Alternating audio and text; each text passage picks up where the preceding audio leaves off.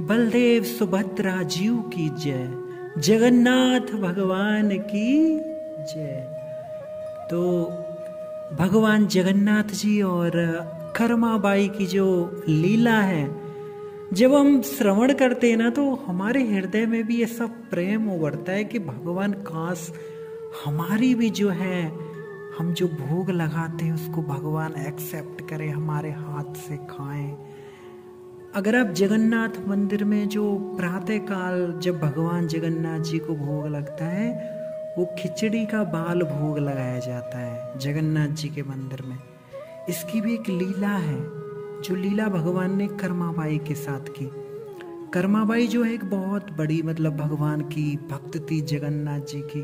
वो क्या करती थी, वो कोई नहा धो के ठाकुर जी को भोग नहीं लगाती थी। वो तो बिना स्नान किए ऐसे ही बस नॉर्मल खिचड़ी बनाई, लकड़ी जलाई, बस पतीला रखा, उसमें पानी में बस खिचड़ी डाल के थोड़ा नमक मिर्च डाल के बस खिचड़ी बना देती थी।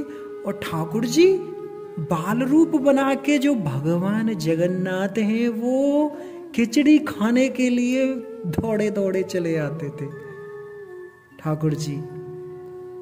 तो एक दिन ना, जब वो खिचड़ी बना रही थी, तो कोई साधु, दक्षिण भारत से कोई साधु आ गया उनके यहाँ गेस्ट रूप में रहने के लिए। तो क्या हुआ, उन्होंने देखा कि कर्माबाई तो बिना नहा धोए ठाकुर जी का भोग बना रही हैं जगन्नाथ जी का। तो उन्होंने क्या किया, उन्होंने उनको ऐसा करने से मना कर दिया।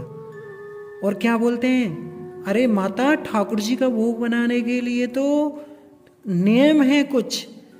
आप सुबह उठो, स्नान करो, स्नान करके ठाकुर जी को जगाओ, मंत्र पढ़ो, सफाई करो, ये करो वो करो, इतने नियम बता दिए उन्होंने।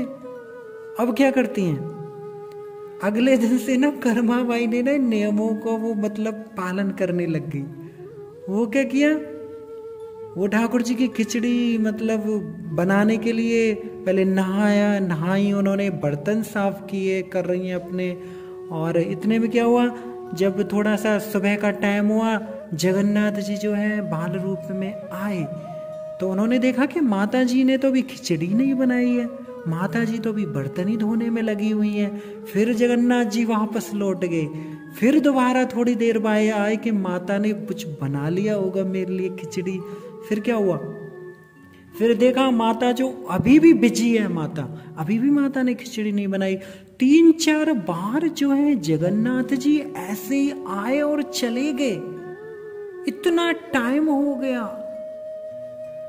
बहुत लेट हो गई खिचड़ी बनाते हुए। कर्माबाई जब भगवान लास्ट में आए, तो उसमें पता है कौन सा टाइम होने वाला था, दोपहर का भोग लगने वाला था जगन्नाथ जी के मंदिर में। दोपहर का जो भोग होता है, और नाश्ता कब करते ठाकुर जी, सुबह को खिचड़ी खाते थे। तो इतना लेट हो गए वो। उधर कर्माबाई भी दुखी हो गई थी कि आज तो मेरे ठाकुर जी भूखे हैं, क्योंकि इतना नियम बता दिए बाबा ने। अब क्या हुआ, जैसे ठाकुर जो जगन्नाथ जी हैं, जब वो उनकी खिचड़ी खाने आए, जैसे वो खा रहे, उनके मुंह में खिचड़ी गया, उनके हाथ सने हुए, मुंह भी सना हुआ है। उधर जगन्नाथ जी के मंदिर में जो है दोपहर के भूख का टाइम हो गया, घंटा बजने लग गया। जगन्नाथ जी ने क्या किया, बहुत जल्दी जल्दी जो भी मुंह में आया, उनके मुंह पूरा सना हुआ है, उसमें खिचड़ी में मुंह, हाथ भी ऐसे ही है, झूठा मुंह है। क्या वो झूठे मुंह ही मंदिर पहुंच गए जगन्नाथ जी। तो वहां जो पुजारी थे, उन पुजारी लोगों ने देखा कि जगन्नाथ जी के तो मुंह पे खिचड़ी लगी हुई है। तो उन्होंने पूछा, तो ठाकुर जी ने उनको बता दिया कि वो जो कर्माबाई लेट हो गई, वो तो मेरा ऐसे हुआ। तो उन संत को भी पता चला, तो बाद में वो साधु भी बहुत पछताया। उसने माता से माफी मांगी कि माता, आप बिना स्नान किए ही जगन्नाथ जी को आप भोग लगाइए। तो वो जो कर्माबाई हैं, पहले की तरह जो बिना नियम के जो है ठाकुर जी के लिए खिचड़ी बनाती थी, तो तब भी वो जो हैं उन्होंने वो नियम छोड़ दिए और भगवान टाइम से जो है कर्माबाई की खिचड़ी खाने आने लगे।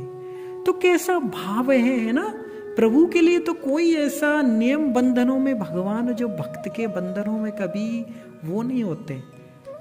भक्त जो चाहेगा भगवान बंध जाते हैं। तो ऐसा भाव जो है वो कर्माबाई का कि आज भी जो है बंधु जगन्नाथ जी के मंदिर में आज भी ठाकुर जी की सुबह को वो बाल भोग में जो खिचड़ी है वो लगाई जाती है कर्माबाई का। जब कर्माबाई खत्म हुई, शरीर त्यागा, गोलोक गई, तो ठाकुर जी जगन्नाथ जी की आंखों से आंसू निकल रहे थे। पुजारियों ने उन्हें सांत्वना दी कि प्रभु हम जो कर्माबाई जो खिचड़ी जो प्रेम से आपको खिलाती थी उस भाव को हम जो है अपने हृदय में लेके हम आपको वही खिचड़ी जो आपको पसंद थी ऐसे ही हम आपको खिलाएंगे। तो आज भी वो जो परंपरा है वो चल रही है और जो खिचड़ी बनती है उसका नाम है कर्माबाई की खिचड़ी। इतनी टेस्टी। तो भगवान जगन्नाथ जी और जो जगत के नाथ हैं, अगर भगवान जिस पर प्रसन्न हो जाएं तो क्या क्या भगवान भक्तों के साथ लीला नहीं कर सकते। तो हमें भी कोशिश करनी चाहिए कि हम भी भगवान को जो है हृदय से भाव से भगवान को अर्पित करें और भगवान हमारे हाथ से भी खाएं।